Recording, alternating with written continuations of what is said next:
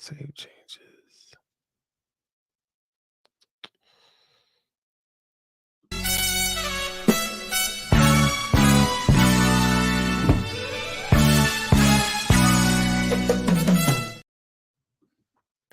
What is up? It's your boy Sterls. It's us again. And Rob, how you doing? This is Intentional Grounding Podcast, week 2. Week 2. We are doing the damn thing once again. It feels good. It feels good to kind of get back into the swing of things, you know? How you doing, man? I'm good, man. I'm good. I think it feels great. I watched a couple other podcasts and had let's just say the content creators begrudgingly complain about covering the preseason, and I was like, I couldn't feel more differently. Went back and watched the all 22, flipping around watching these other games. I mean, I'm all about it. I'm here. Let's go. Yeah, I got to watch a little all 22, and I mean, albeit it was a 9-3 game. And you hate it too. I definitely hate it. I mean, I'm not even going to cap.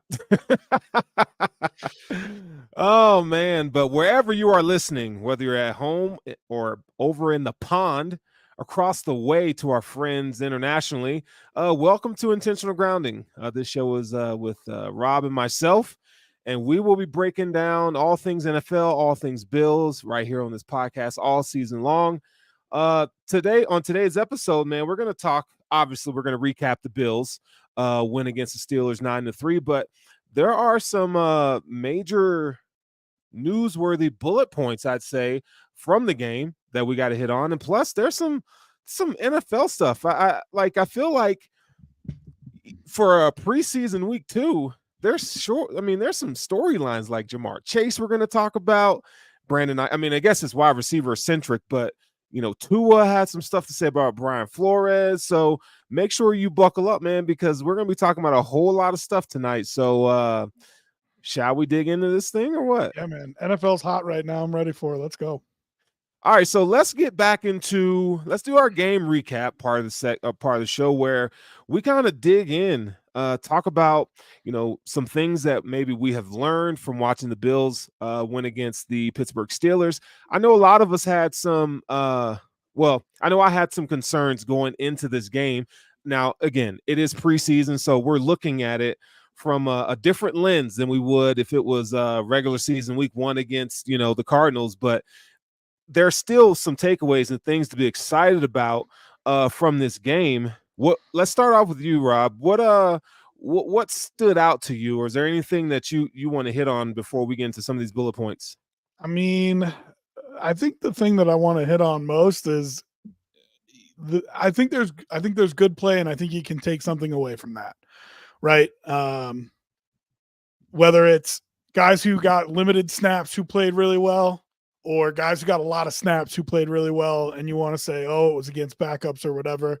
I do think that if you watch the tape, there's some worthwhile things that you can pull from that game, despite the fact that it's preseason, and not the least of which that team responded, dog. I mean, it looked like that defense looked like a team that got ripped all freaking week in the film room and on the practice field for giving up 33 points to the Bears, preseason or not. You know what I mean? Yeah, right. And they came out, they responded, man. And so, like McDermott said last week, doesn't matter who's wearing the colors, we got a standard. I was good to see, I think. Yeah, it was good to see. I mean, I think we're looking at it felt like a totally different team than what we saw week 1. I mean, week 1, we don't even need to go into much detail, but this is the squad that they just looked out of wits, out of sorts. I mean, just rusty on all accounts. And, when you look at the standard in which, Sean McDermott and these guys have for themselves, I'm pretty sure they walked away last week thinking, okay, like that totally was not our best foot forward. I mean, the starters, one thing, Josh Allen played very sparingly, but you got guys at second and third team that are competing for spots or even just competing for a roster spot did not have a good showing. So I think one of the things that we talked about last week was the defensive line, and Greg Rousseau, man, did he stand out. Greg Rousseau was just simply dominant.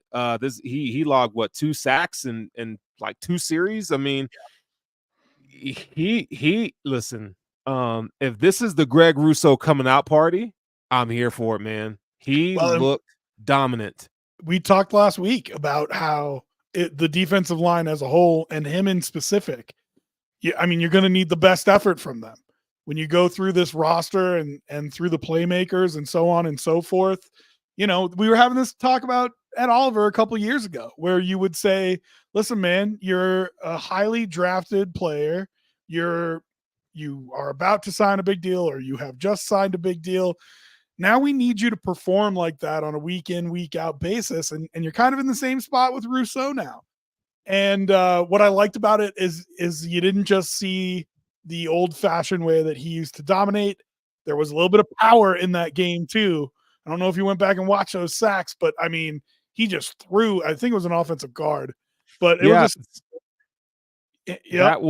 that was Broderick Jones. Yep. And he just got right underneath doll. his arm. And I mean, I've seen Von Miller do that to people before, but you don't normally move guys that size that easily. And I mean, it was impressive. It was impressive, and it was impressive that he did it that way. I mean, you're talking about Broderick Jones, who's 6'5", 311 pounds. Now, so we're not talking about an undersized or very extremely tall, slender offensive tackle. I mean, this guy, he has great size for the position, and what happened to him from Greg Rousseau was just simply amazing. I mean, you talk about converting, speed to power. I mean, his bull rush that he leveraged on him was, I mean, he had no answer for it. None. Threw him like a rag doll. And his other rush was good too, man. I mean, it was another kind of speed to power type move where he gets him and just gets him a little bit back on his heels and is able then to come underneath and get the sack on Russell Wilson. I mean, I thought he was great all game. So, and he only played a limited number of snaps. Same thing with Taron Johnson, only played a limited number of snaps. Don't lose how great these guys are. I mean, Taron Johnson made 4 or 5 real good plays in 10 snaps. You know what I mean? So, and I saw Mina Kimes tweeting about him, and it's just, I just like to point out, I know it's a limited number of snaps, but that's what you hope that you see in the regular season.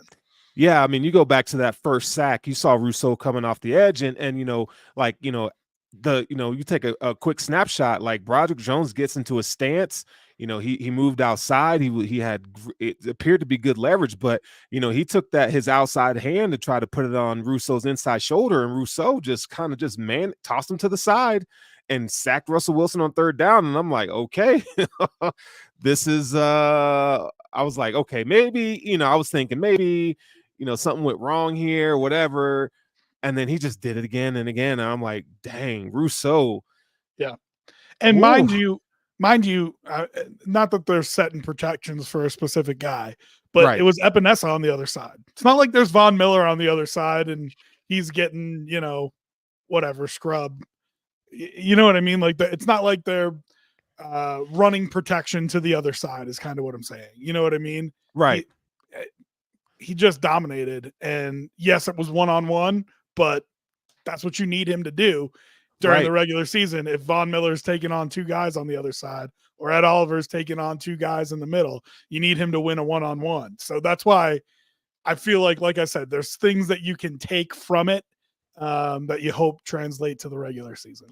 Yeah, and back to Broderick Jones. I mean, this is a guy out of Georgia, second-year player, who he was kind of heralded for his power, his strength at the point of attack, and because he's a house. He's a house.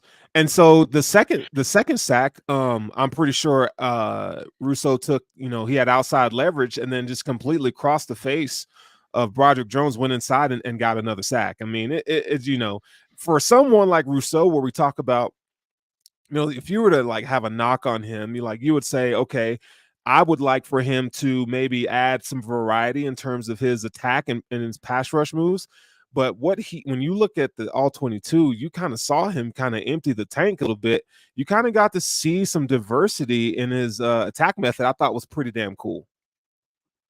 Yeah. And again, these are things that you don't want to look too much into, right? Because it's preseason. He's not pulling out his best moves, and Jones isn't either. But the pure physical dominance that he showed over a guy who's 100 pounds more than him, maybe. Right. You know what I mean? Just the pure physical dominance, the strength to be able to do that. Like you said, the conversion of speed to power. All of that stuff, that's not like, oh, that goes away when he's playing in the regular season. You know what I mean? So I think that is what's super encouraging about it, is it's stuff that was easily transferable that you could see carrying over to the regular season. And listen, maybe he's just grown into that man strength a little bit. You know what I mean? Like these guys, yes, they work out from the time that they're 18, but if anybody has a kid or has coached, you know, a younger age, you know, those guys can have plenty of muscle on them. There's just something different about old man strength. Yeah. I don't know if you heard maybe this, he's just growing into it now. You know what I mean? Maybe all the time of all that working out and everything. It's not that he wasn't strong before, but to ragdoll a 350 pounder like that, you know, maybe he's just grown into his strength a little bit. I mean, I'm getting excited about this, to be honest. I mean, we saw this at the beginning of last season from Greg Rousseau, where he was just dominant. He was dominant, and then he got a foot injury, and this has kind of been the thing with him. You know, he always seems to find some, some sort of nagging injury that kind of maybe derails his production a little bit. So, hopefully, knock on wood, he stays healthy, and we get to see more of this. But it reminds me of when Braun was first in the league. You know, we used to talk, you know, me and my buddies, we used to talk about, man, he ain't even got his man body yet. Rousseau looks like he's coming into, was he 23 now, 24? Yeah. Coming into his man body. And what that appears to be, I mean, listen, I hope that it continues to be this way, but it's going to be dominant. He's 24 years old. 24. He'll be 24 all season long. Yeah. You know what I mean? And that was part of the thing huge. The Bills drafted him, is how young he was. You know what I mean? So, you know, this could be a thing. Are we saying it's definitely a thing? We don't know. But it could be a thing. You know what I mean? And I hope it's something he can carry into the regular season and maybe for the rest of his career. Something that we all should mention, Buffalo's hero right now, Joe Andreessen. Undrafted rookie linebacker out of the University of Buffalo, grew up as a Bills fan, right in their own backyard, was signed as a NFL rookie tryout. As a tryout guy. Like, yo, you at Wegmans, dog? Hey, come on down here and rookie see what tryout you got. we need somebody for our draft picks to beat up on for a couple weeks before we get to camp. Come on in. That's what a rookie tryout guy is. Yeah, you bagging groceries, bro? Come on down. You know, like, we got a little spot for you. You know, it's a feel good story. But listen, I mean, I'll tell you this. You know, I have a couple sources, and I did not. Let's just say, Joe Andreessen was not a name that I heard this past week. Now, what he was able to do, I'm not saying he's going to be a starter. Okay, let's pump the brakes. But if you're talking about a solid depth piece with potential to be more in the future, sign me up all day, man. Like, let's just separate these two conversations. Let's not. I feel like these two conversations are getting mashed together, and everybody wants to rain on the parade here a little bit because they think everybody's too high on the Buffalo kid. Okay, so let's separate the two conversations. Are we incredibly high on him for what he did being a rookie tryout player? Are we rooting for him because he's a Buffalo kid who's wearing this same logo that we wear, and he got to put on the jersey, and his family and his brother, well, I don't know if his whole family did, but I know his brother drove down from Buffalo to watch the preseason game with a couple of his college buddies? I mean, come on. That is a story, and that's one of the things that we're talking about, okay? That doesn't mean that we think he's freaking Luke Kuechly. But what Right. we will talk about is what he does offer and what you can possibly get out of him. Because I think there is a spot on the 53-man roster for him. And I definitely think there's a practice squad spot for him. I think the 53 is a little bit of a long shot, but I don't think it's completely out of the question. And when you're talking about this, you're talking about a guy who his recognition has been excellent.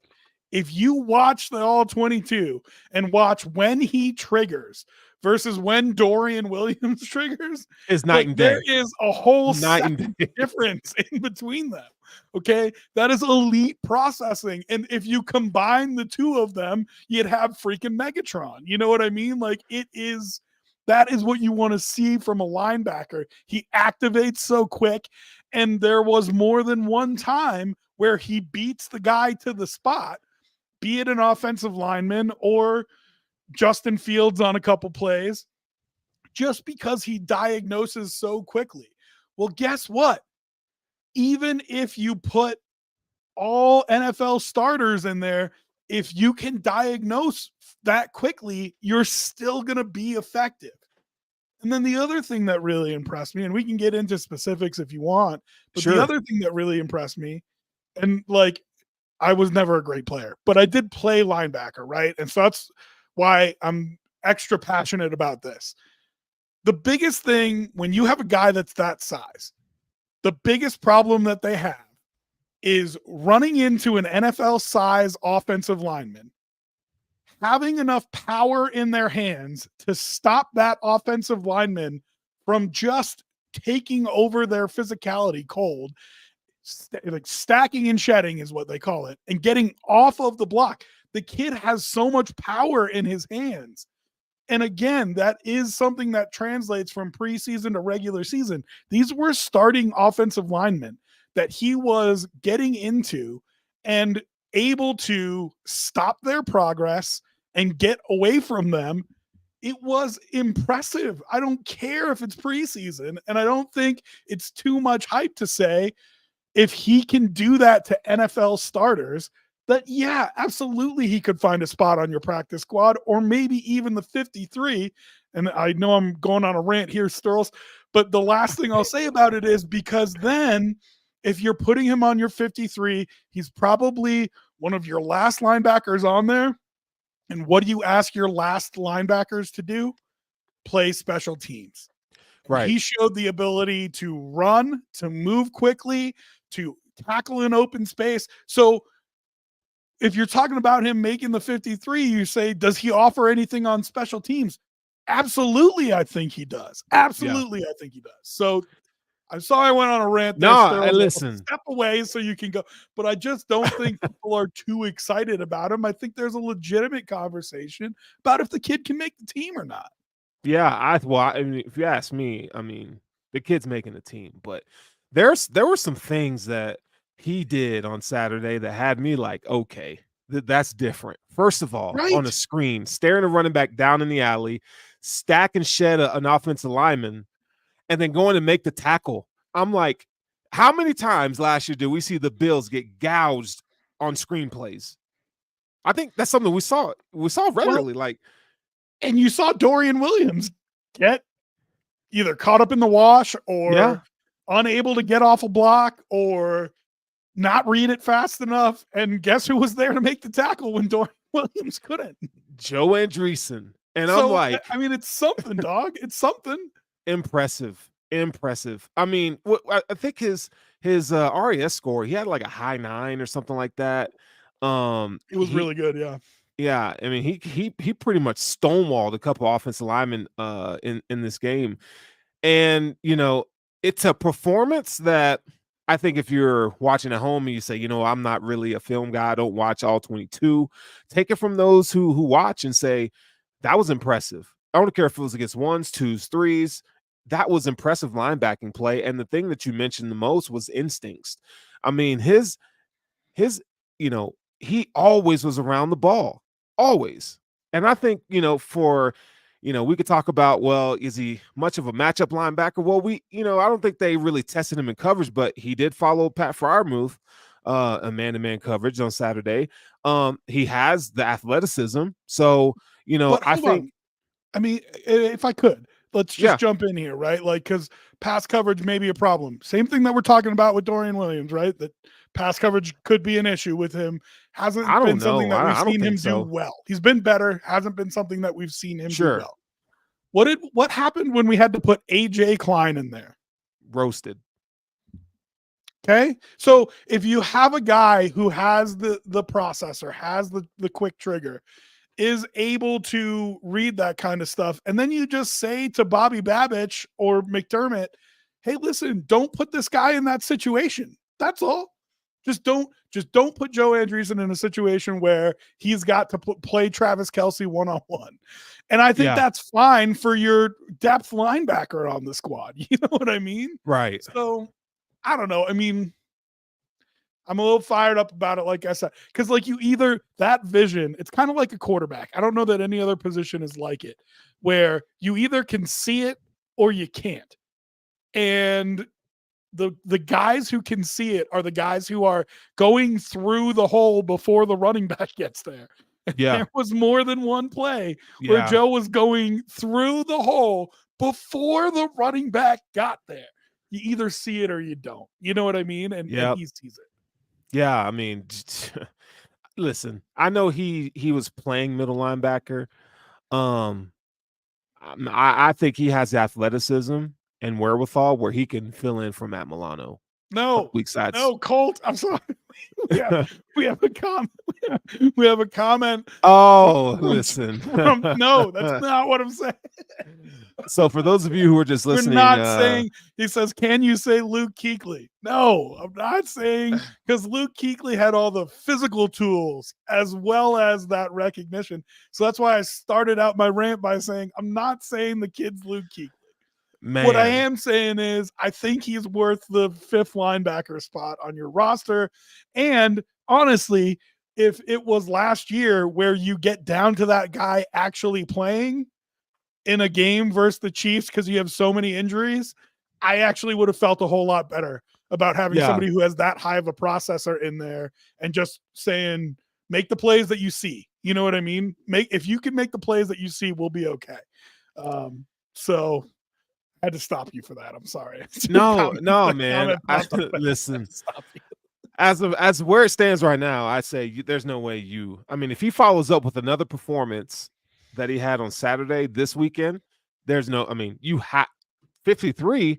Let's talk about like being the number 2 backup.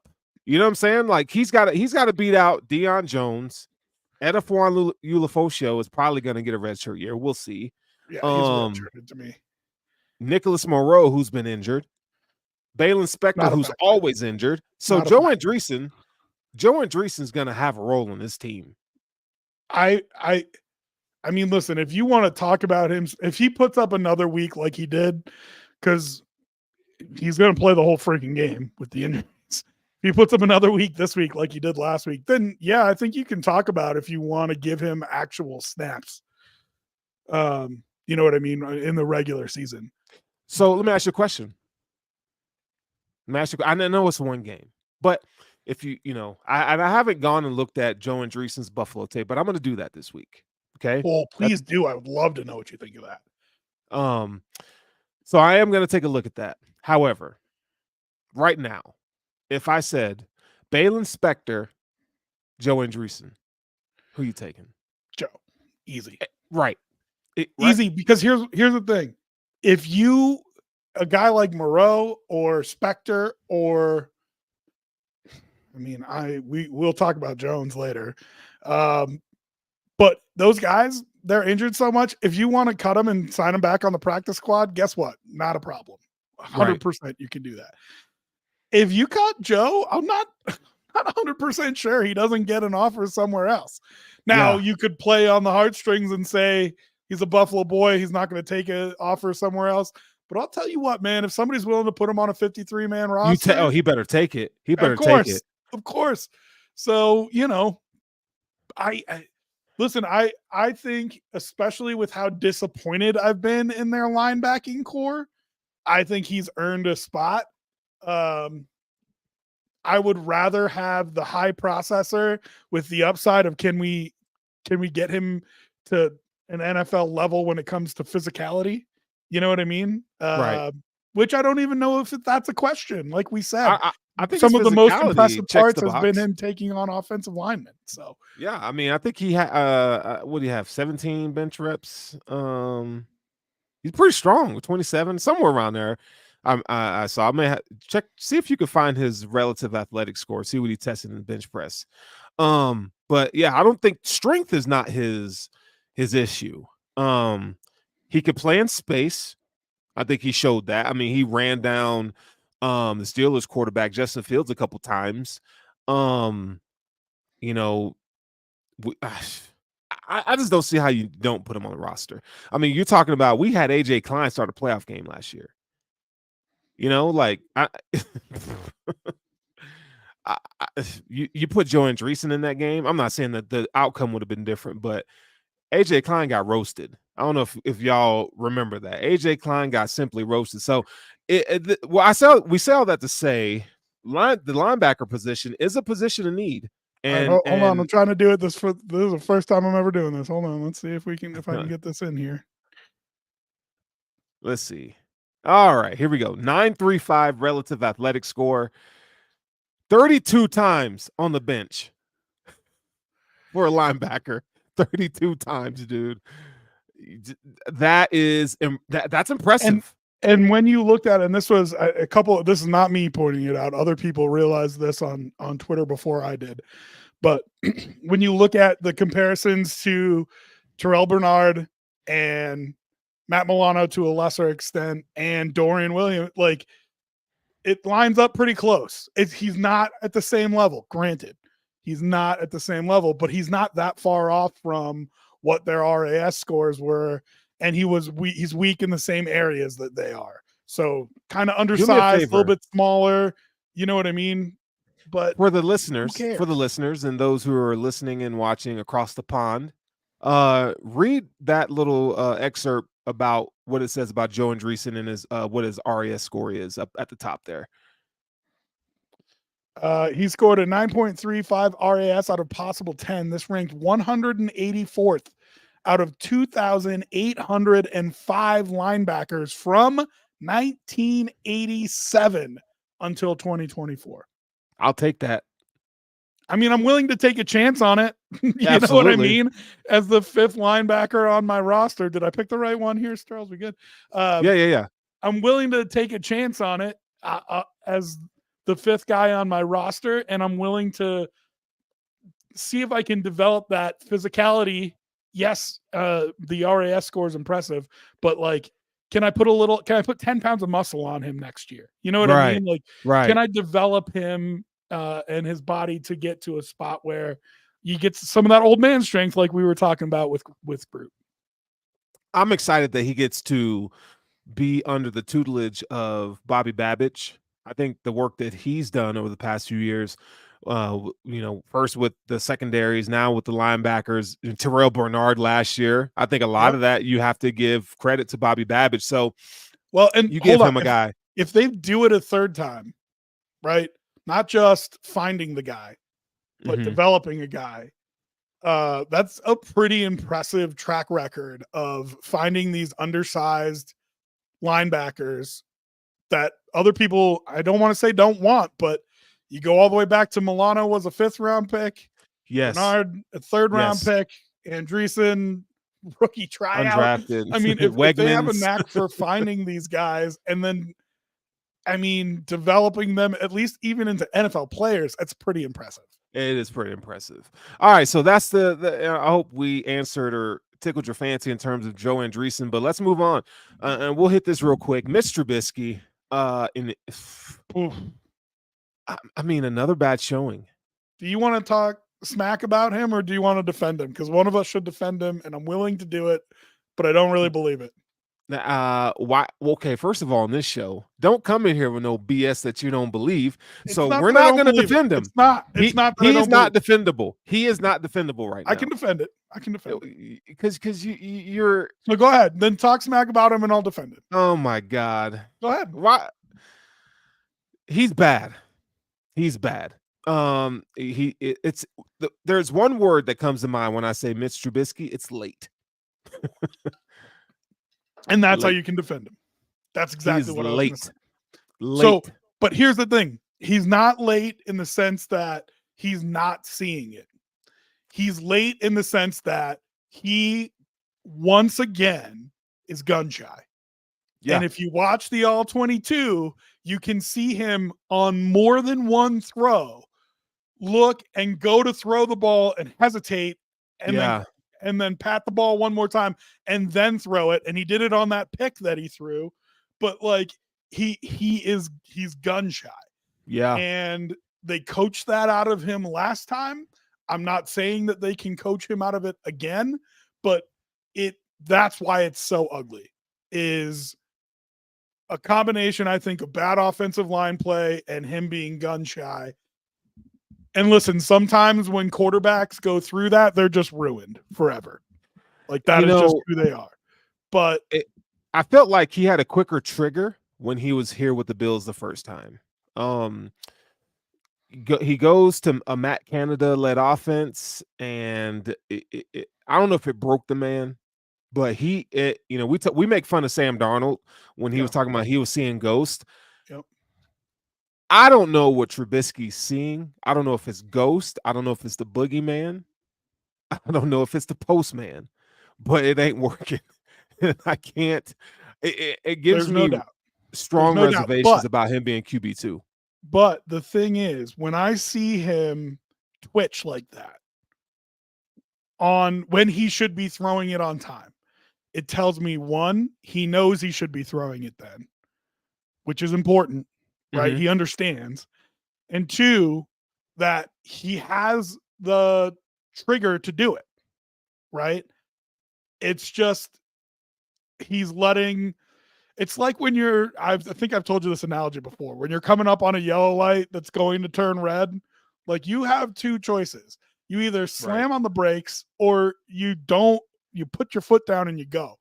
If you just kind of take your foot off the gas and roll through that intersection, you're in way more danger, right? So either put the foot down on the pedal and go or completely stop. And he's kind of getting into this area where he's just kind of rolling through the intersection, throwing the ball late, and it's actually making him look worse and putting him in more danger than if he was to just rip the throw and see what happens. You know what I mean?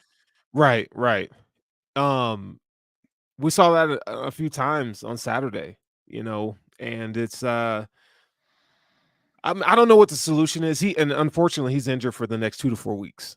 Right. Yeah. So I mean, they're going to have to find a better solution than what they signed to. What was his name? Anthony Brown or whatever. Anthony Brown, formerly of the Ravens. Yeah. Former Oregon quarterback. So while we're talking about injuries, let's talk about this real quick. The current list of Bills injuries, and I purposely put this in here so for those of you watching this online, you can see this. But for those of you again who aren't watching this as podcast form, let's go over the list of injuries here. Matt Milano, bicep, he's out indefinitely. Mike Edwards, safety, hamstring. Cole Bishop, shoulder. Now, Mike Edwards and Cole Bishop are going to do some light work this week. So we'll see what happens there. DeMar Hamlin comes away with a hamstring. DeMar Hamlin is supposed to be safety, number one. Okay. We know Mitchell Trubisky is out 2 to 4 weeks. Curtis Samuel with a turf toe or I don't know if it's turf toe, but it's toe. He's out. He's week to week. Marquez Valdez-Scantling, neck. Lawrence Keys, someone, wide receiver who's not going to make the roster. Quentin Morris, tight end 3 with the shoulder. Javon Solomon, who I'm growing to love this guy. I think he has a good career in front of him. He's out with the calf.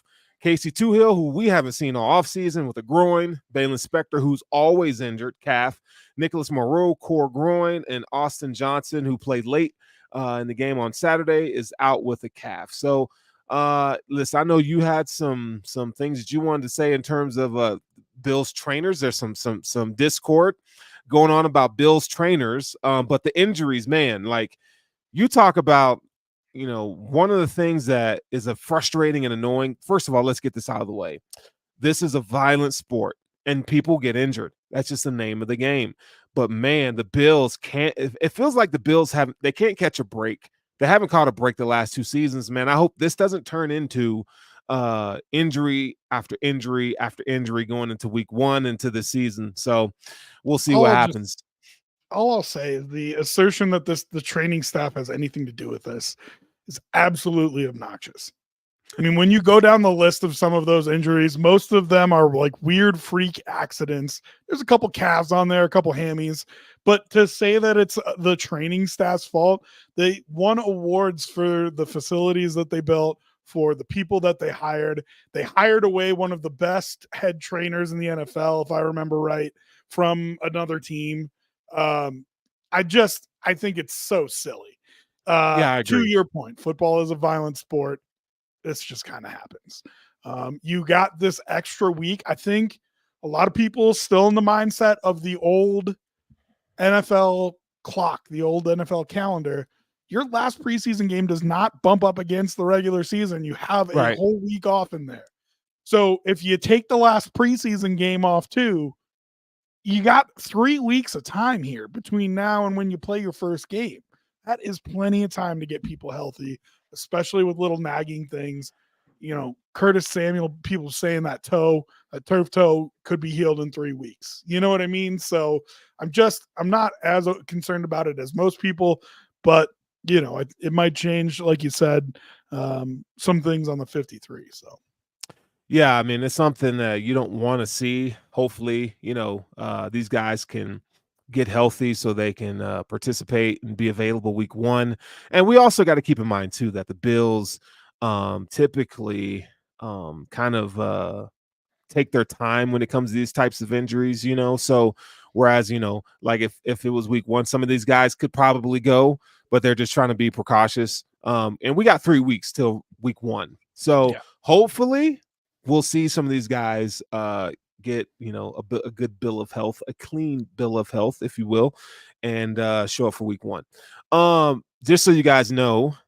Oh, you got something real quick? I feel like you're about to move on, and I want to real quick get to those other things. Even if we just do them as quick hitters, I want to say them to you. Okay, let's go. Can I run you down real quick? Run it down. Okay. I thought every running back looked good except for James Cook. First of all, hold on. We weren't skipping all that. Oh, I didn't know if you were going to around the league. And no. We still got Bills talk. What I was gonna say, that this show is brought to you by Sports Social Network. This is Europe's largest sports podcast network, over 400 titles to their name. And Intentional Grounding is the new kid on the block. And so this is a new home for us, but this hits a lot of viewers who are overseas, across the pond, as I like to say, as you've heard the term coined, who will be listening to this for the first time, kind of figuring out, their love for the Buffalo Bills and the NFL. So we would say welcome to you.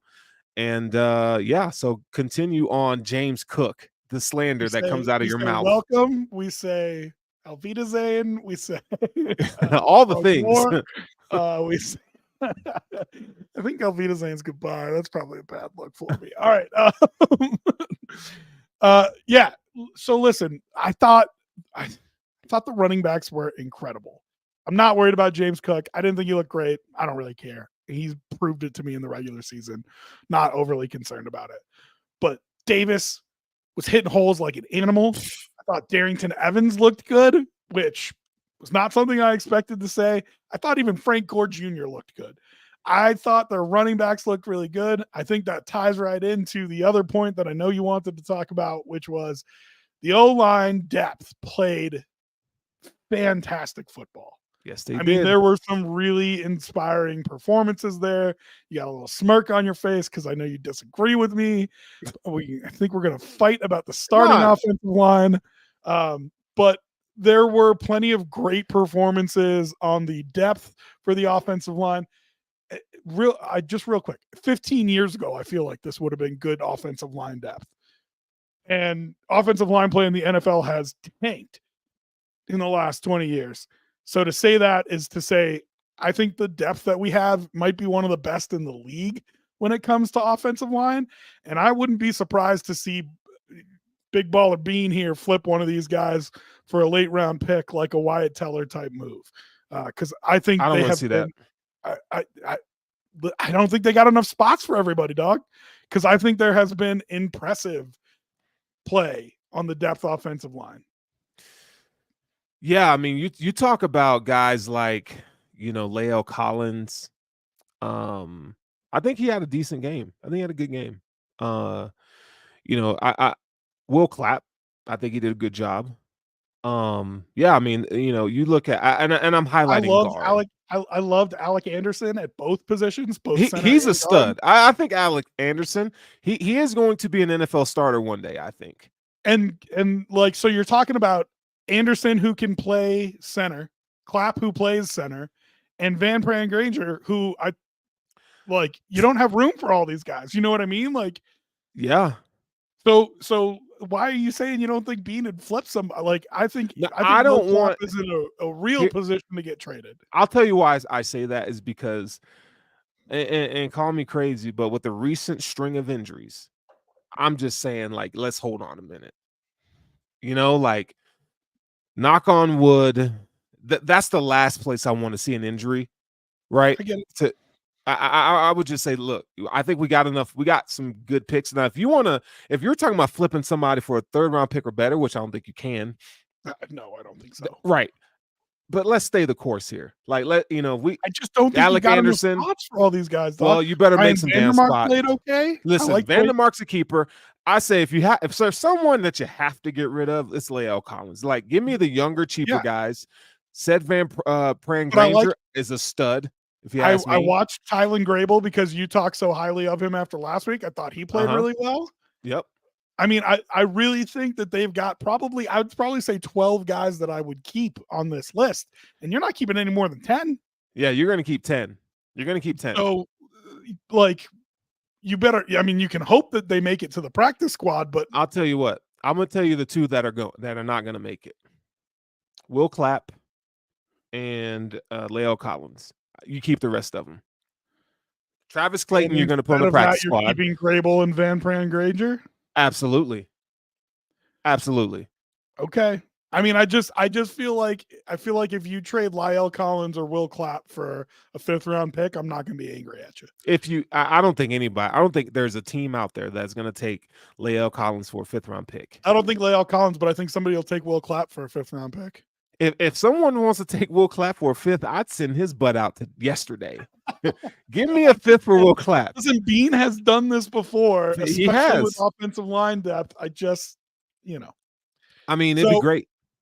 Now let's talk about the bad part of the offensive line, if you don't mind me transitioning here. I'm worried about the guards, dog.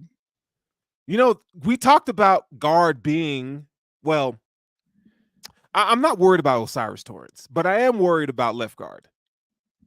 Yes, but let me just say real quick before we move off O'Cyrus Torrence, it hasn't been pretty. Now, that doesn't mean I'm worried about him. He put in a full season. And like I said with James Cook, I trust what I saw last season more than I trust what I'm seeing in the preseason. But it hasn't been great, in my opinion. Its timing hasn't been clean. Okay.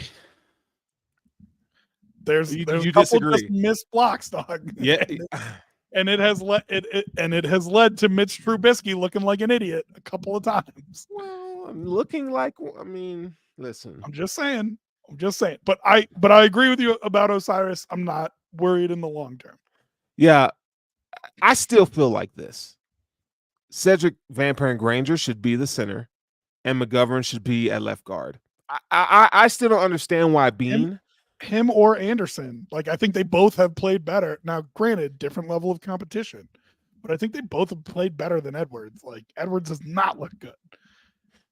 Yeah. Do you feel like this is I would rather have Cedric Van Paren Granger play center over Alec Anderson just because one, that's a 5th round pick. Number two, the pedigree, the athleticism. I think he's better suited. I think Alec Anderson is extremely versatile. I think he could do so. I think he's the first guy off the bench at guard and center, right? That's what you want to see. He's your interior guy, yeah. And I'm not in the rooms. I don't know if it's, well, Cedric Van Paren Granger's a rookie. We kind of, and we promised Connor McGovern, that he's going to play center.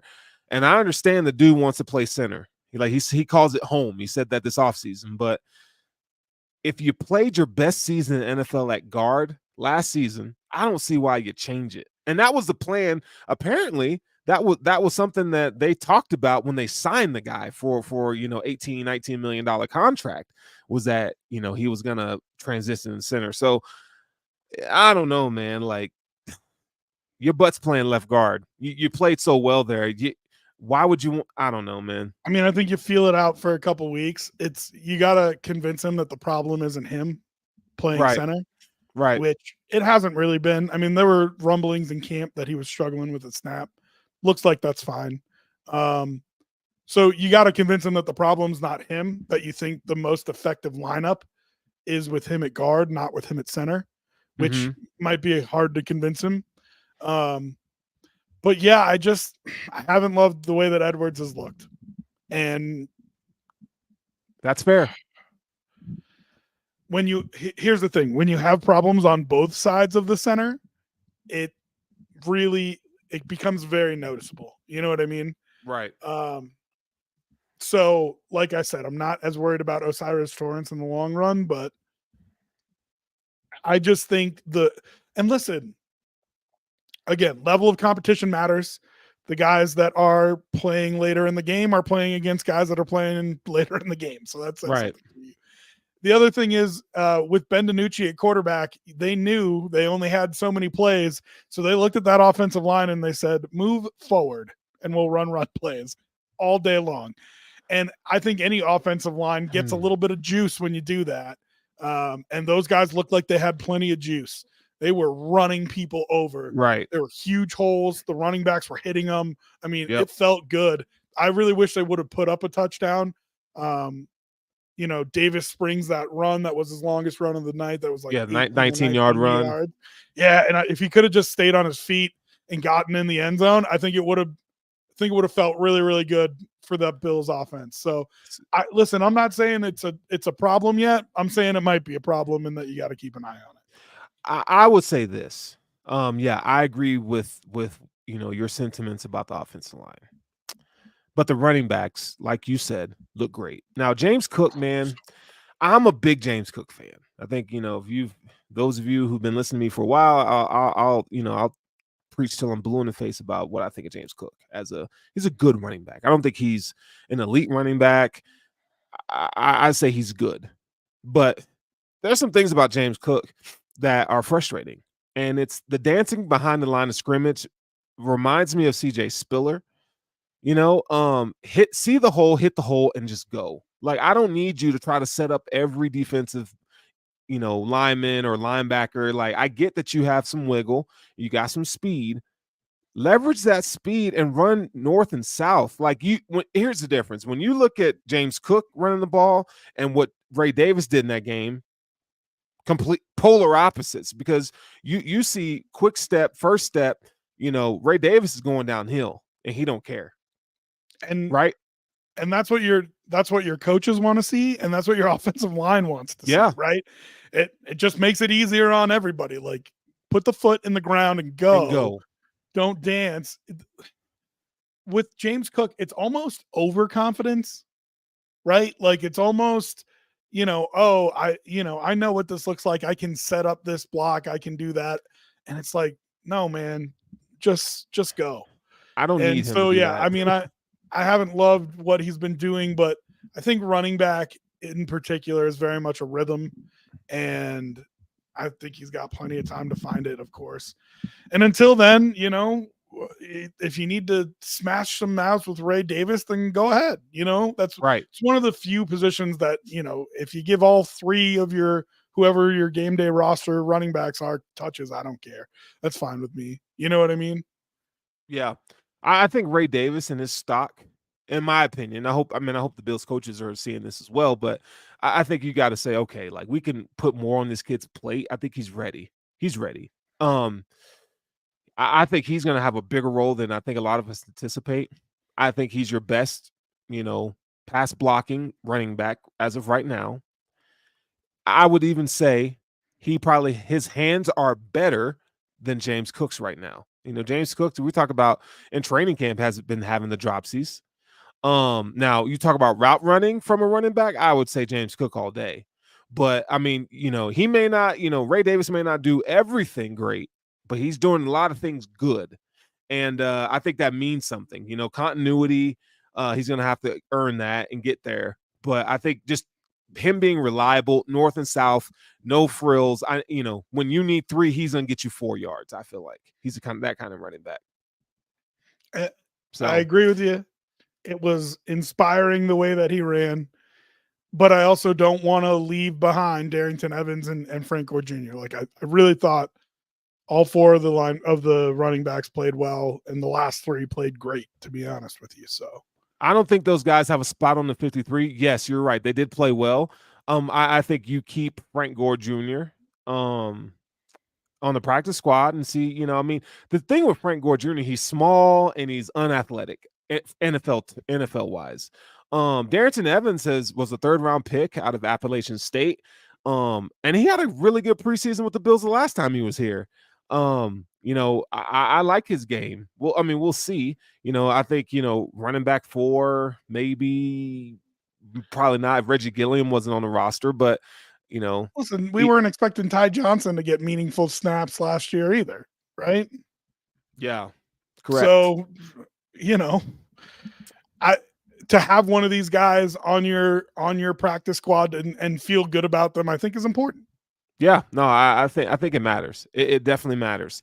While we're at it, since we're talking about members of the rookie class, let's talk about Keon Coleman. There was a lot of chatter on the X, okay, about the potential touchdown that he could have had. Now, I want to ask you a question, and I'll tell you what I think after you answer the question.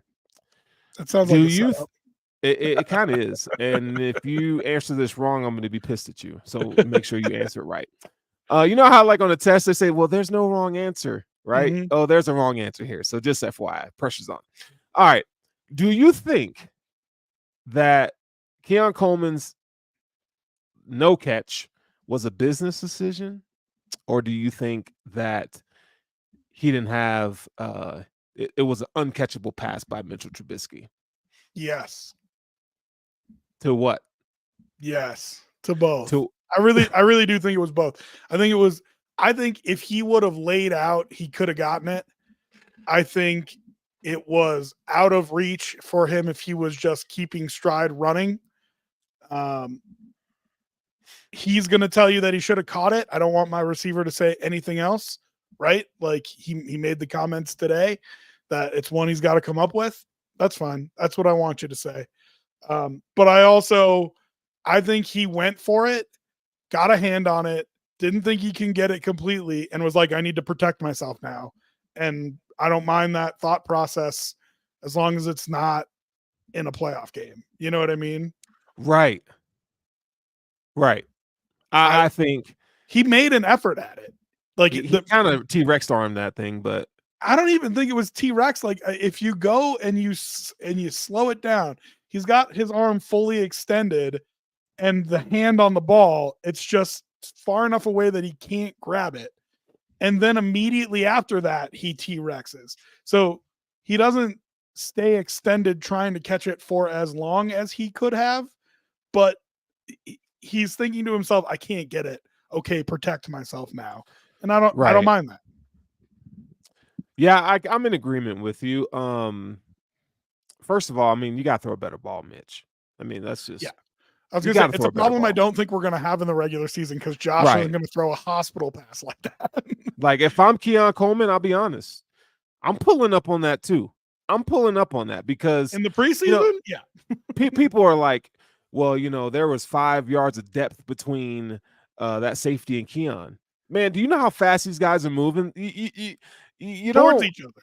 Yeah, it's so hard in that moment. Like, if we're looking at still shots and slow frames, like you gotta like relax. You gotta relax. And should he have caught it? He could have. I think he could have caught it, but I'm not trying to see him get his head blown apart with a concussion or whatever from a safety that's barreling down.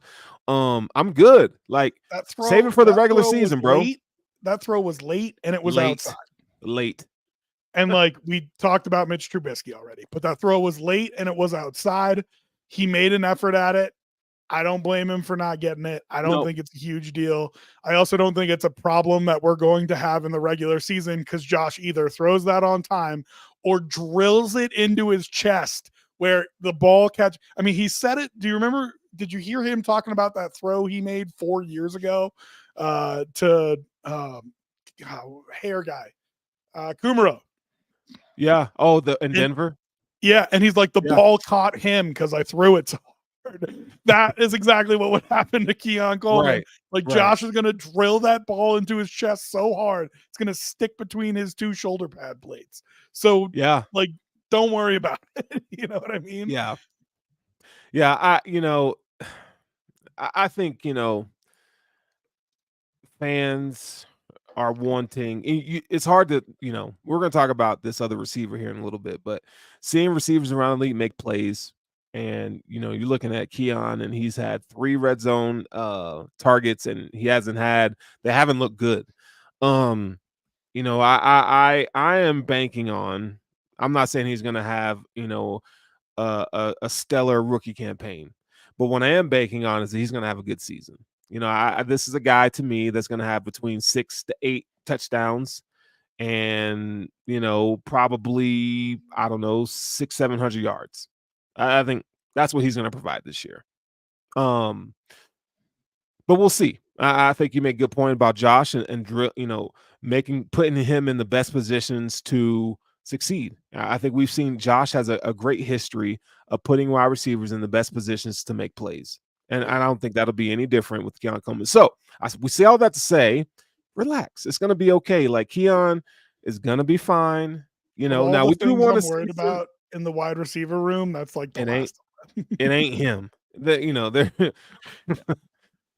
and it's not Khalil Shakir. The rest of them, and not Dalton Kincaid, he's tight end. But the rest of them, I'm a little worried about. I'm a little worried. Curtis Samuel's here. He's already injured. Matt Collins, what have you done for me? Like, I understand, this whole I don't wear shoes and shit. Like, that better show up on the like. I need you to do something on the field. I can care less if you wear shoes, if you wear sandals. He hasn't been great. He's been okay. MVS, I'd say release his ass. I listen, man. I didn't like, huh? I can't now. Now that he's hurt, like him. I didn't like him in Kansas City. I didn't like him in Green Bay. I didn't like him in Kansas City, and I don't like him in Buffalo. I don't think the Bills should have signed him. Send a 3rd round pick to the Commanders for what's his name? Slot wide receiver Jahan Dotson. Give me Dotson. Do something. I don't think you're going to see any moves. No, they're not. They're not going to do anything. See how bad the MVS situation is. He's just, and it's like he has this attitude, like he's just kept. I'm like, bro, I'm over it, dog. I'm over the MVS experience. We haven't even started the season yet, man. I just get bad vibes. I don't know about you. I haven't met the guy, but I just like, man, everything you read, and it's just not inspiring. And there's nothing about his game that says, okay, like I'm just not there with him yet. So, it looks like we ran through some of our Bills topics. We do have a few things at the end of the show. This is the segment where we go around the league. We talk about the latest headlines and things that from different teams. This is a fun part of the show. And for those of you guys out there who maybe you're kind of figuring out, NFL football and stuff like that, or there's a team that you like, but you're listening to this because we're just so cool and badass. Look, I totally get it. But this is the Round the League segment. So our first topic is Gardner Minshew. Mr. Gardner is the quarterback for the Las Vegas Raiders. How's that hit you? I mean, people are real hard on him. You got to know what he is, right? Because he wears jorts. That's fair. Yeah, absolutely. The mullet is working too, I think he's a competent quarterback is how I would put it. And you saw last year in Indy what he can accomplish with a really talented team. And I've heard a couple people say that I trust say, the Raiders have maybe more blue chip players than anybody in the league. Max Crosby, Devontae Adams. They think Brock Bowers is going to be one of those guys. He is one of those guys. Well, I mean, so having that much talent on a team, what they said is that they're missing that middle depth, right? Like their average starter is not very good in comparison to the regular NFL starter. But, I think in this AFC, it's going to be tough for a team like that to make any noise. If that team was in like the NFC, you could say Gardner Minshew can maybe lead them to a 9-8 playoff berth or something like that. Like he almost did. Like if he was in the NFC South. NFC South, he's getting the playoffs. Yeah. So, I mean, I think he gets a little bit too much trash talked about him because it's hard to be a competent starter in the NFL.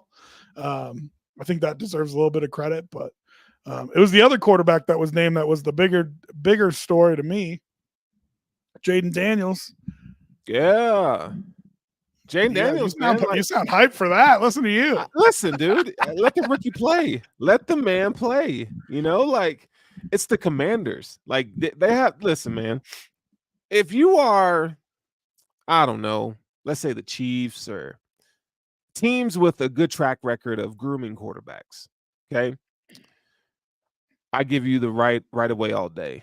But if you are the Commanders, where you haven't shown me what a competent quarterback has looked like since Kirk Cousins, get out of my face. And so you drafted this guy in Jayden Daniels, okay, which great, good for you. New management, Magic Johnson, all those guys. You got him pretty high in this draft. Let the guy play. Just let him. You're the starter, bro. Let him play and figure it out, and get him the weapons that he needs after this season. I mean, he's got Scary Terry, and he's got some guys over there, right? That can make some plays. But I'd say if he's showing that he's at least he's not a sitting duck quarterback. He's a mobile quarterback with a strong arm. I don't know in terms of how he sees the field, right? I mean, that's to be, he's going to have to learn that art as he goes along. But man, I'm just happy for competent quarterback play in the NFC and especially the NFC East. Yeah, that's a great point because I can't remember who I was having this discussion with the other day, but it was like name your top NFC quarterbacks, and I was like, Jalen Hurts. Matt Stafford, Purdy, Matt Stafford, Dak Prescott. I mean, I don't like the names we're getting into here. You know what I mean? Yeah. So, okay. Well, we'll see. Maybe Jayden Daniels can be that guy. So, yeah. I don't know, man. I maybe he turns out to be a franchise quarterback. I'm just happy that from a fan perspective, we've been here when the Bills drafted Josh Allen. We've seen this quarterback thing manifest itself and turn out well for us. I'm excited for the Commander fans that they got something to root for, even though their team might not be playoff caliber just yet. But they got, when they go and sit down and watch a game, they got something to root for. So I mean, from a fan perspective, I think, I think that's an awesome place, a fun place to be in, and hopefully it pans out for them. Moving on to Tua Tagovailoa, Miami Dolphins quarterback, was on a recent interview and was asked about I don't know how the question was coined or termed, so I'm paraphrasing, but basically the experience that he had as a player with Brian Flores or the previous coaching regime. And Tua basically was saying, like, it's like being told that you're trash by one, and it goes, it affects your mental ability.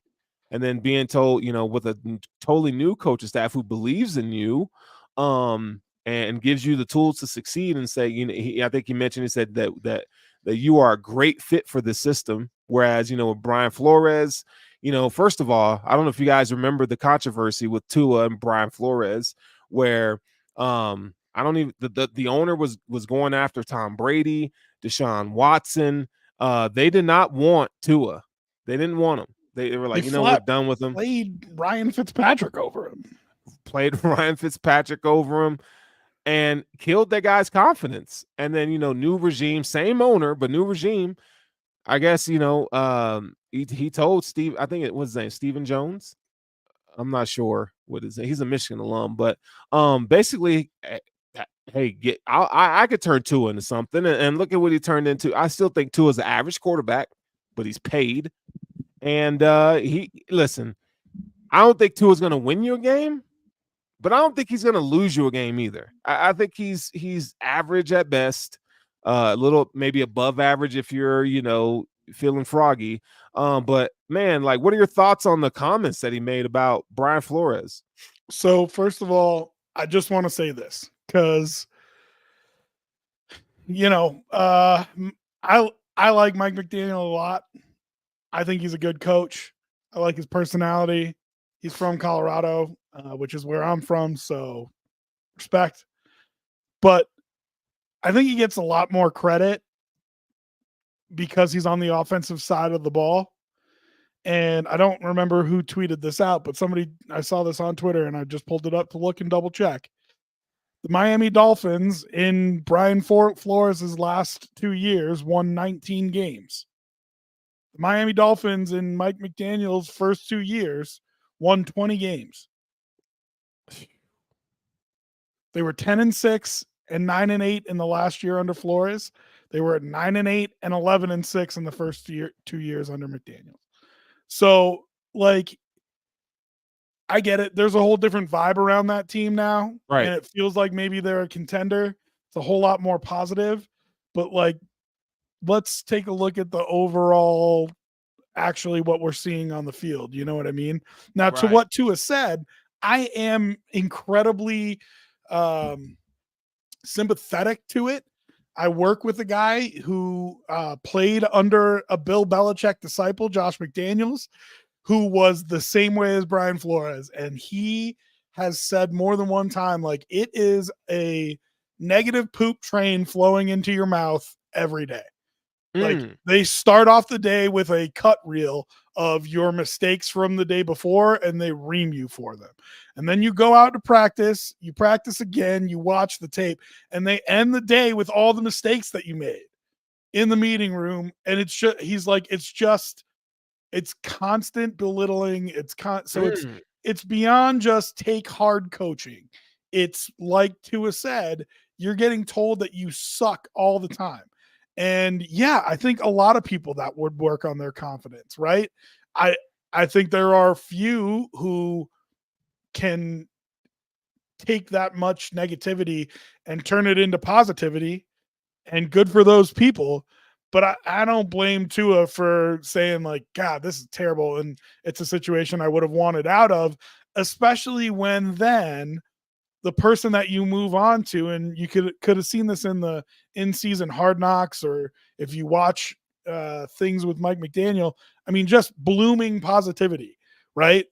And so when you go from the negative all the time to the positive all the time, it makes that dichotomy makes what you went through before even worse than it already was, because now you have the most positive of positive people. So I don't know. I mean, Brian Flores stood up and said hey, listen, I was different back then. I made some mistakes, but I think Tua and I have a good relationship, blah, blah, blah. I think What are you that's going to do? BS. I think it's BS. Tua, he didn't even call him by he didn't even say Brian Flores by name. And like I get, hard coaching. Like, some people like that and need that. But like the constant belittling, I don't know whose psyche that works well for. That's not the majority. And it's not relevant to today's time and the way people are today. Like you just can't do that. It's just inexcusable. Like I get pointing out somebody's mistakes, showing them how to correct it, you know, whatever. But I don't even think Brian Flores is a boomer, but it's just like that's how you coached in 1950. You know what I mean? right. Right? Like it's just not how you do it now. And Belichick got it to work into this generation. So then you had a bunch of his disciples go out and think that they could act the same way, and you can't. You just You can't. can't. Nope. Be you, man. Be you. Um, Man, did you see the Kansas City Chiefs game? No, so no, I saw you put this on here, and I did not. That is one of the games I did not watch. And so you said Worthy. I mean, don't fear bunker me here now. I'm Don't not be gonna doing fear that. bunker you, but I'm gonna let you know that Worthy is a problem. He's a problem. I mean, listen, and this is the preseason, okay? But Worthy's obviously he's playing with the first team offense, Patrick Mahomes, Travis Kelce. We know the deal. But they used him in a lot of ways We out of the knew that. backfield.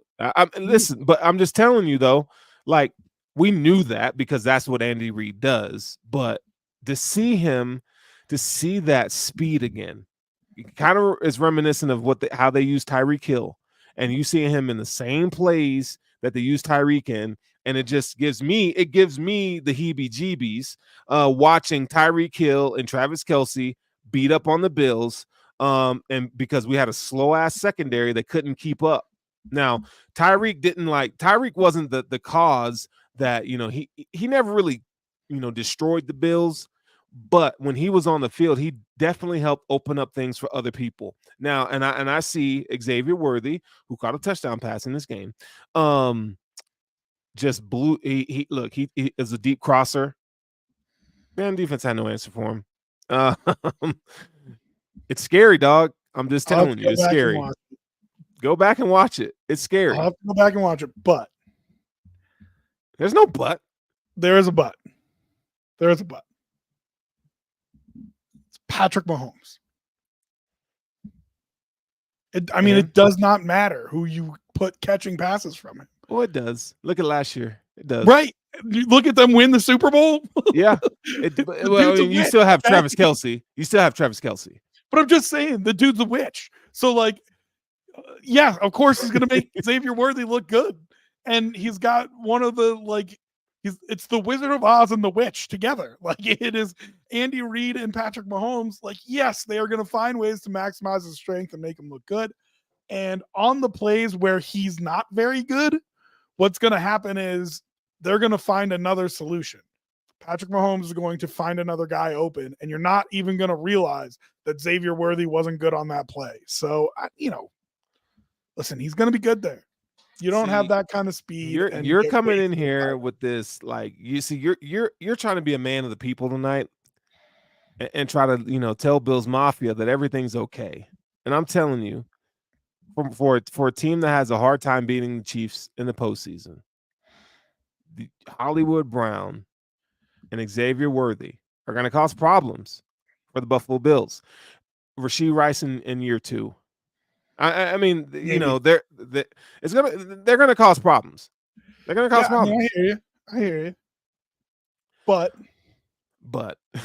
when weren't the Chiefs going to cause the Bills problems? Well, it's more problems now with a weakened Bills secondary.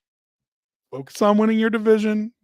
Focus on playing your guys. Okay, Sean. I'm serious. Like, relax. That is the number one thing that matters. Get the number 1 seed. That alone has been the crippling thing for the Buffalo Bills past 3 seasons. They got to figure out is finish. You got to do that. Finish the regular season ahead of the Chiefs, and then you're good. Number 1 seed. Got to. That's the only way. win Yep. the division, finish ahead of the Chiefs, get the number 1 seed. So you see what I them mean? later. You see And- them later. And give 2 other playoff teams a chance to knock them out. Yep. Thanks for your help That's the last year, ticket. Miami Dolphins. That's the ticket. You know what I mean? Right.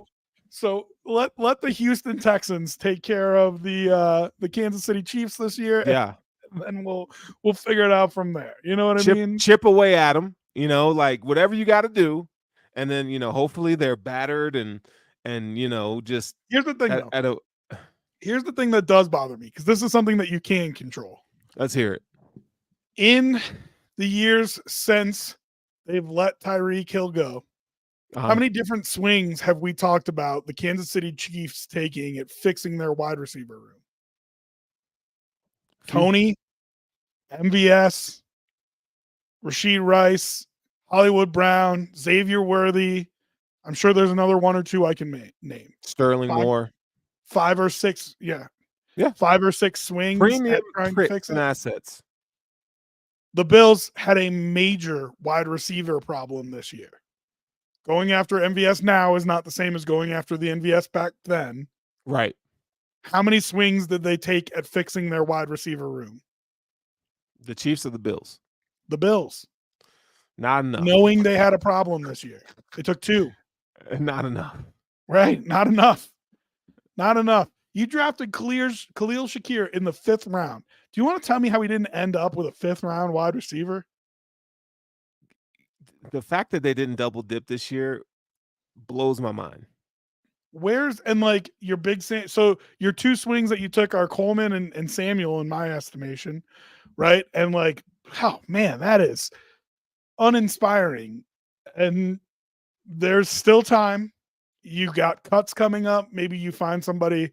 Hunter Renfrow, inexplicably to me, is still out there. I don't know how that happened. He's a little bit of a clone of a skill set you already have, but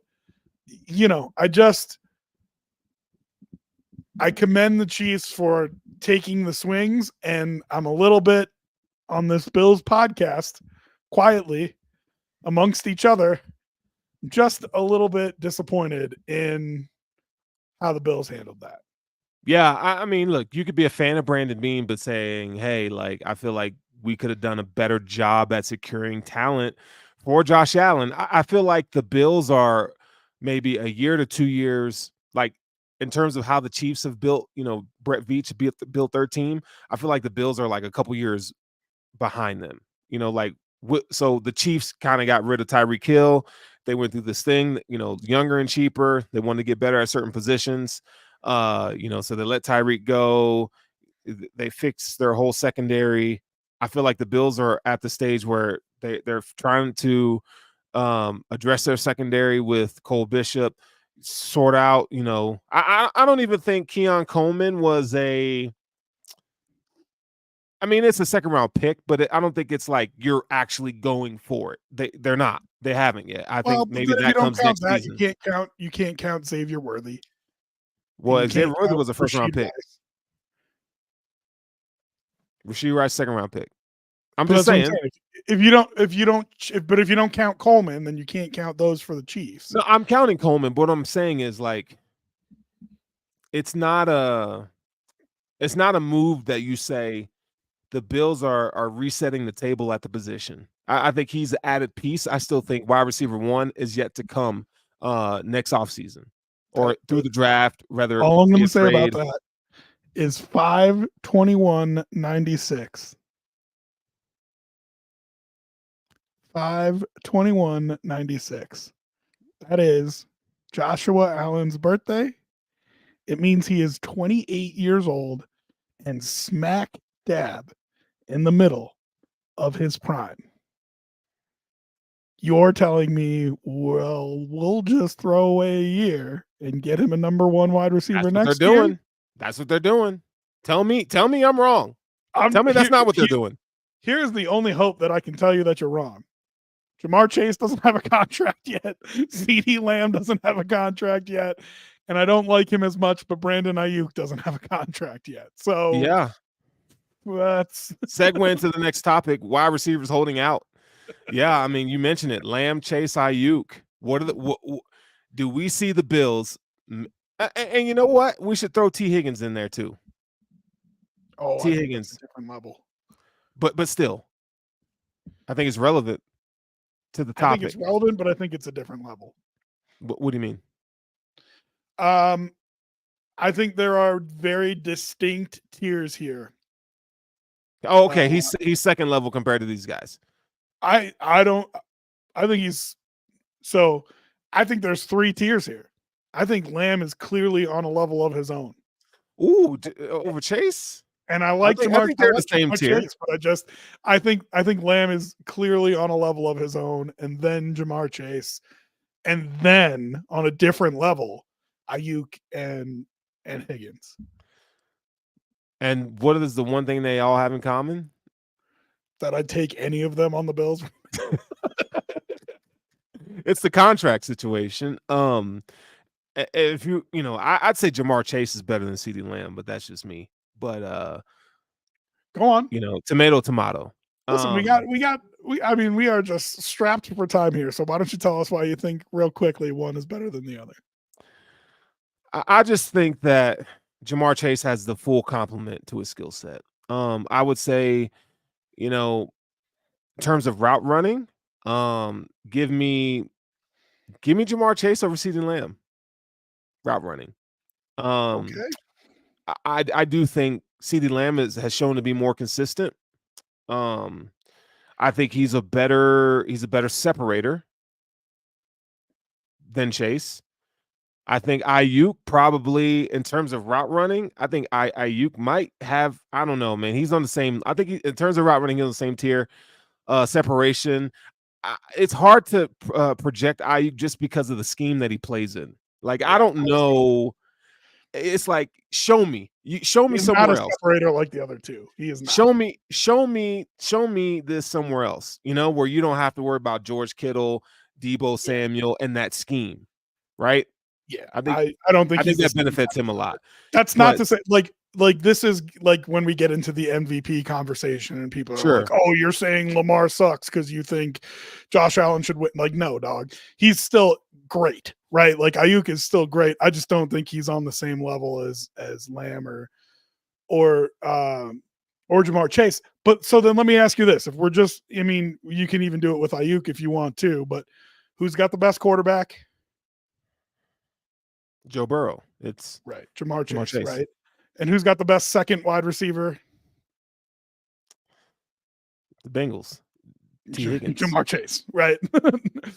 And if you put Ayuk in there, it's not true, but who's got the better tight end? Or had the better tight end? Well, it's Brandon Ayuk.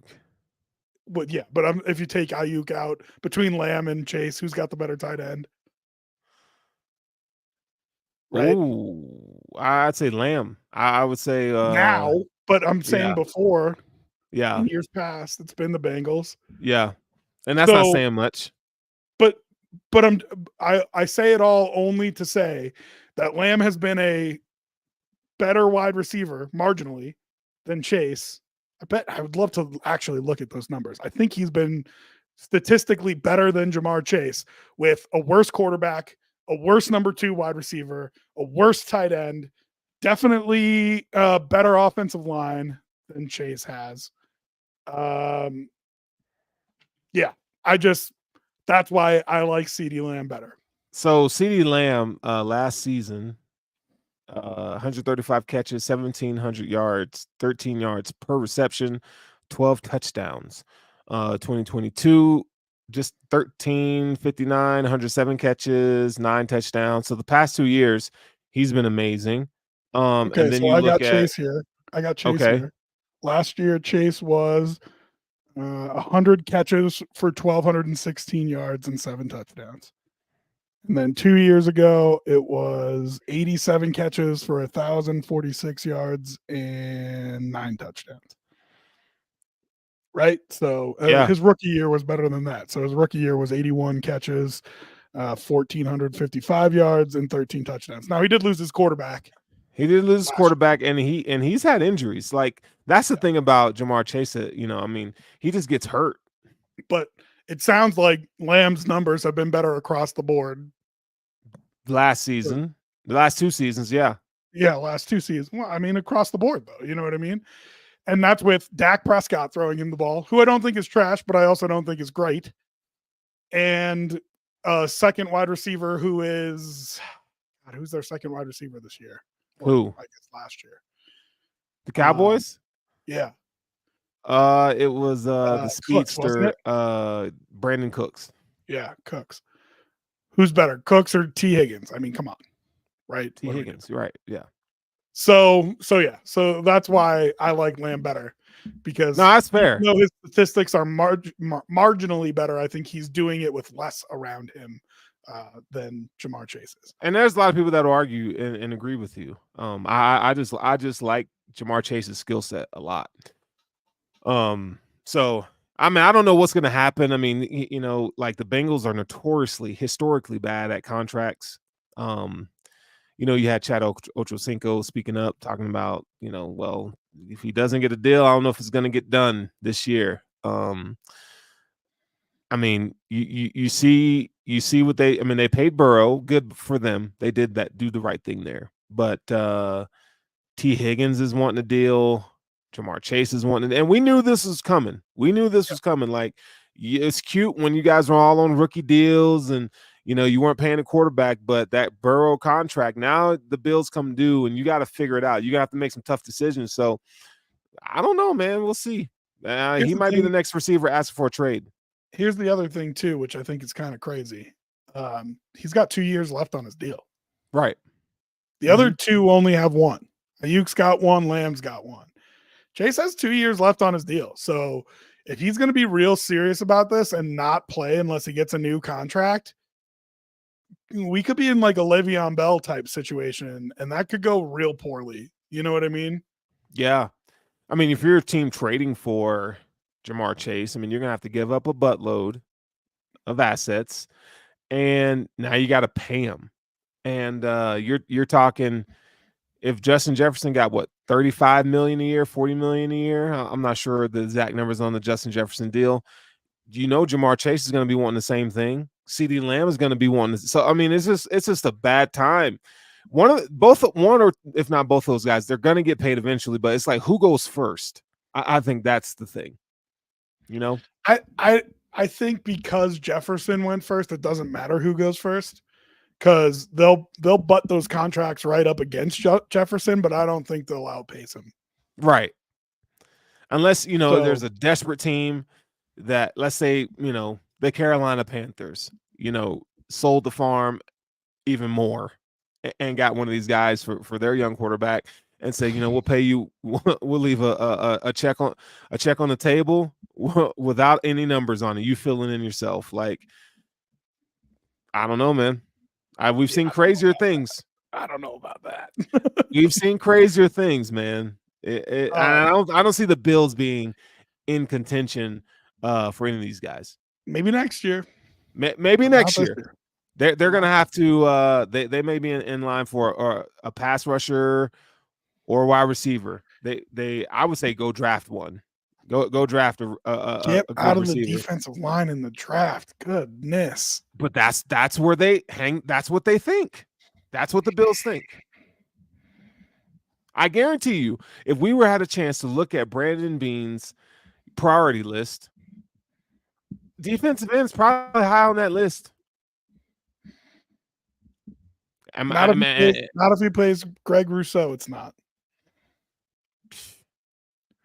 What a way to circle back and end it how we started.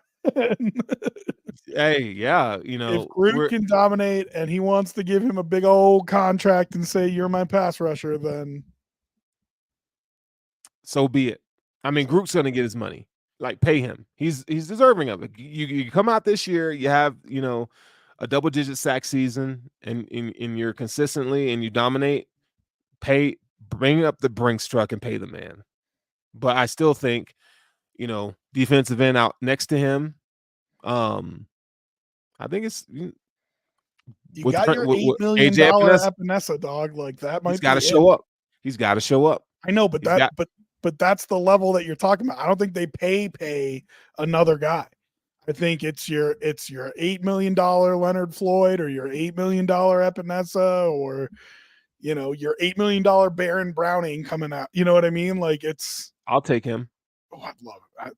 Dude, I tell the Showing the Broncos all the Bills. time, nobody will listen to me. I think they got a mean pass rush this year, and if they're as good as I think they're going to be, they could make some noise. Yeah. But anyway. Yeah. Topic for another day. Yeah. Topic for another day. We do have a Bills game this Saturday against Carolina Panthers. Real quick, let's talk before we end the show here. What are we looking for? I have to say, one, like the starters aren't playing. McDermott has come out and said no starters are playing, but I definitely want to see encore performances from Joe Andreessen and Ray Davis.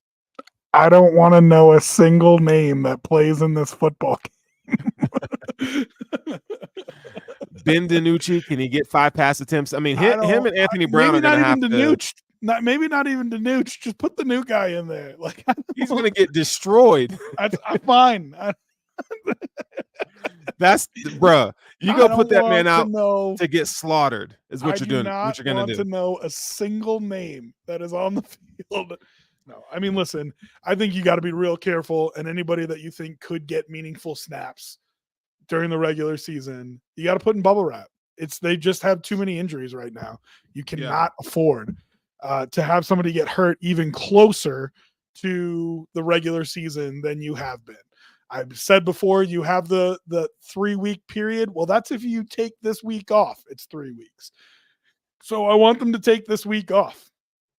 If you tell me that you want Joe Andreessen to play and you want I'm going to mess up his name again, Daquan Hardy to play, which I thought he looked real good at outside corner. I was shocked he was getting outside corner reps, and not only did he get them, but he looked good out there. I liked his aggressiveness on returns. So if you want those guys to play, of course. Grable, Van Pran, Granger, fine. And those guys might be on your 53 and playing, but I'm saying anybody who's going to get meaningful snaps, like I better not see Taylor Rapp out there. You know what I mean? I better not see, any Hamlin, Edwards, maybe Bishop, but like I better not see any of those guys out there. You know what I mean? That's really my big takeaway. I would have loved to have another game of tape on a bunch of those guys and another game for them to figure out. They still don't know who's going to call the signals during the regular season. You know what I mean? I would love to have them have another game of trying to put that together, but I just don't think it's worth it. What about you? Yeah, I mean, I kind of, I like to see these reserves from the offensive line just stringing another good performance together. Cedric Van Pran Granger, like, do something to where they're like, yo, can you be the starter? Like, that would be like optimal for me because I still feel like Connor McGovern should be guard. I like to see Ray Davis run the football. I just think it's fun to watch him run the football. I think he's got some serious potential. And then Daquan Hardy at corner. I feel like he's a surprising guy. I mean, I liked him coming out of Penn State. Is a guy that I've got to watch a lot of. He's a good corner. He's going to be a really good nickel corner. Not like Taron Johnson good, but he has a skill set that you can't just be like, oh yeah, it's just Daquan Hardy. Like he's going to make his name known. I liked him on the outside. I was surprised. Yeah, I liked him playing boundary corner, but I did. I liked his aggressiveness. Yeah, you might get burned from time to time, but I thought he covered up real well. He went one-on-one with Pickens that one time. Like, great rep. I think I like him a lot. We didn't get a chance to talk about it, so I'll give you your flowers here now, an hour and a half in. But I finally saw what you have been preaching about Javon Solomon. I'll give you your credit. 56 is playing very well. Dog. He's a dog. He's a dog. And I love the depth ends you have with him and Kingsley. Like I think that's a good spot to be in. I just got to see it in regular season, right? But that blank canvas that you have in Javon Solomon, like he's toolsy, I love But you're that. talking 30 about man. like a really limited number of reps. And I don't Right. know. I don't know if he can do what you want him to do in that limited number of reps. Right. I think listen, let's get him some run in the regular season. Let's do I'm that. not saying no. I'm not saying no. I also liked so Dwayne Carter on PFF got a pretty brutal grade. And I thought he was okay. Like he ended up on the ground more times than I would have wanted him to. But I thought part of the reason that Joe Andreessen played so well was because yeah, Dwayne Carter's in there eating up blockers. Yeah. So if you're asking me what I want to see, that's the kind of stuff that I'm watching, you know? Yeah.